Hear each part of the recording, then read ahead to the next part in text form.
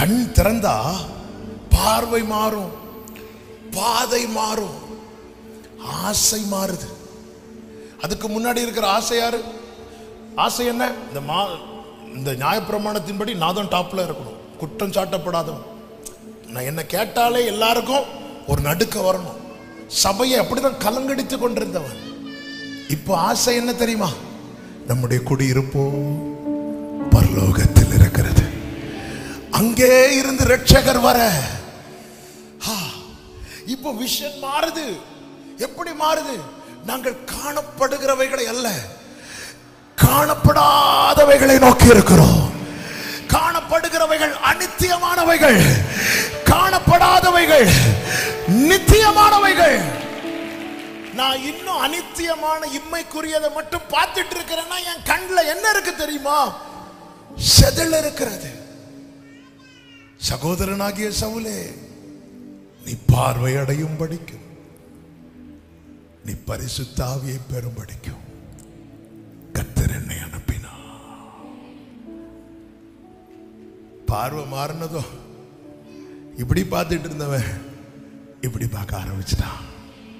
இப்படி பார்க்கும்போது சொல்றான், காணப்படாதவைகளை நோக்கி இருக்கிற நமக்கு அதி சீக்கிரத்தில் இந்த உபத்திரவம் லேசா லேசா அப்படி பிரச்சனை வரும்போது இக்காலத்து பாடுகள் இனி வெளிப்பட போகும் மகிமைக்கு ஒப்பானது அல்ல. ஏன்னா போக்கஸ் எங்க இருக்கு?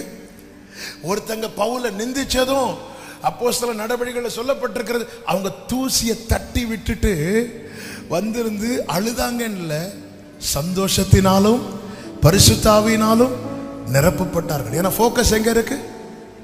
மேல இருக்கு.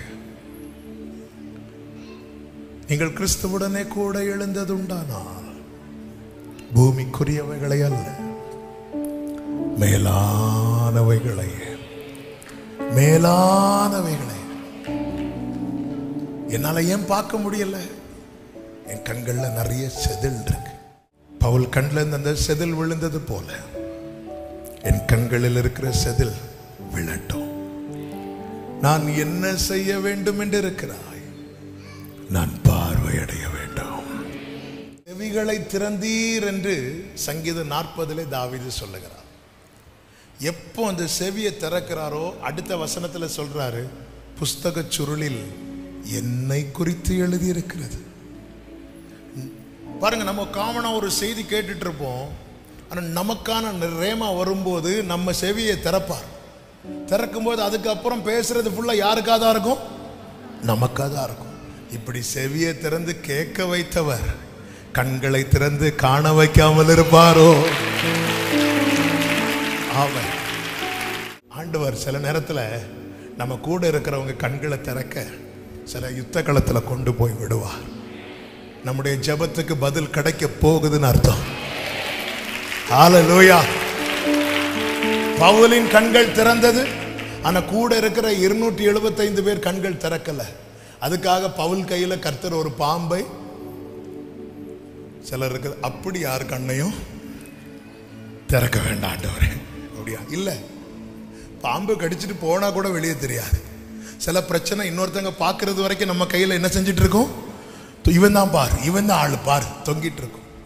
பவுல் உதறினா கொஞ்ச நேரம் அவனை பார்த்துட்டே இருக்கிறாங்களா, பார்த்துட்டே இருக்கிறாங்களா. இப்ப அவன் வீக்கம் கொண்டு சாக போற பார்த்துட்டே இருக்கிறாங்க. நம்மளை சில கண்ணு வச்சு பார்த்துட்டு இருக்கிறாங்க தெரியுமா? நம்மளை பார்க்கறதுனாலே அவங்க கண்ணு திறக்கும்படிக்கு கர்த்தர் கிருபை செய்வா.